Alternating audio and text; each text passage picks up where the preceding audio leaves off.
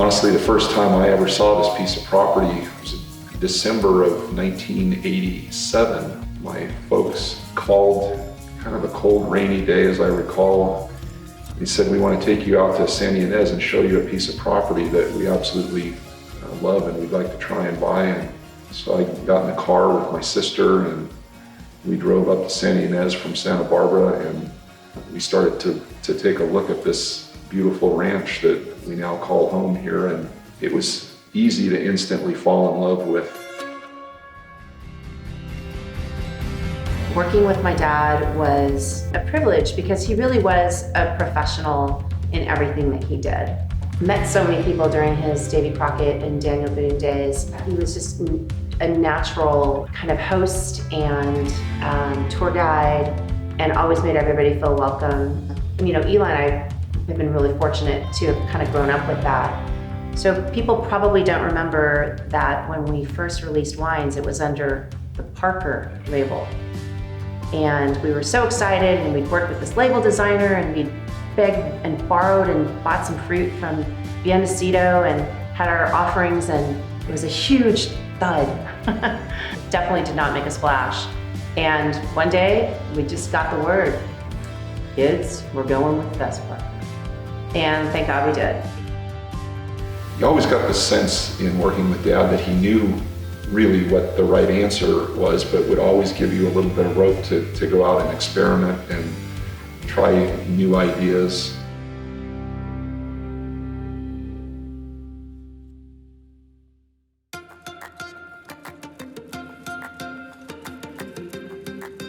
Back in about the year 2000, we made a really important decision for the winery. At that time, we were working with almost every varietal under the sun. And at the same time, a lot of those great vineyards that Eli had planted were coming online. So we sat down and we asked ourselves, what was it that we really thought we wanted to be known for? What was it that would put our best foot forward? The answer was Chardonnay and Pinot Noir and Syrah really as our lead varietals.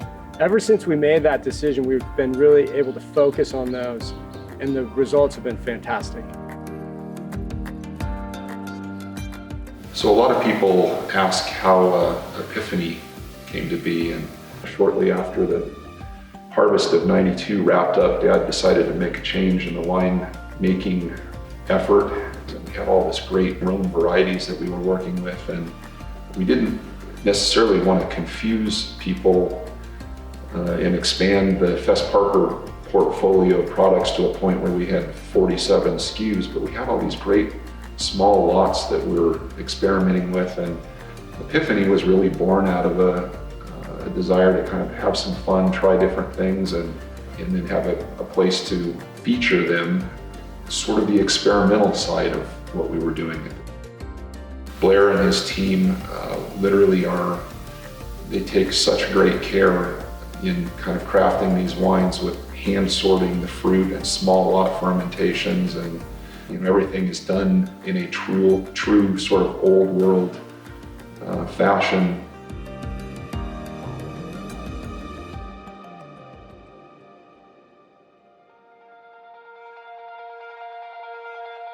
Probably one of the biggest lessons I learned from working with Fess was that showing people a good time, making time for them, and helping them to feel a part of what we're doing here at the winery will pay dividends forever. It was fun to be a part of that, at the time, very small group of wineries. But we figured out what we can grow well and what we can make well.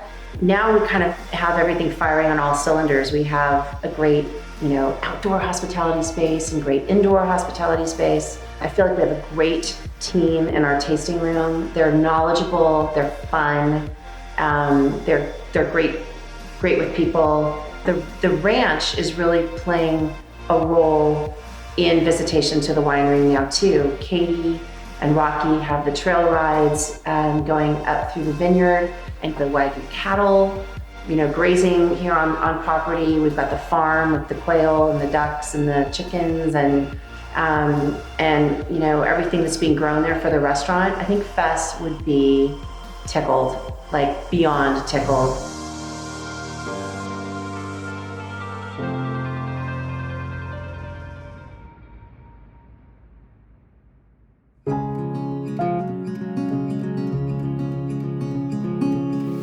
as was usually the case with Fess, or Dad, he decided that we needed to add an important component that had been missing.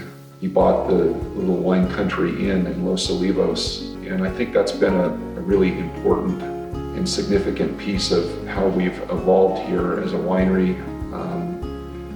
People are discovering this area and being able to offer accommodations, and now with what we're doing, the launch of the new Baron Star, great food and beverage pairings, and all integrated with what we're doing out here at the winery. It's a pretty neat thing to be able to have sort of all of those bases covered at the same time.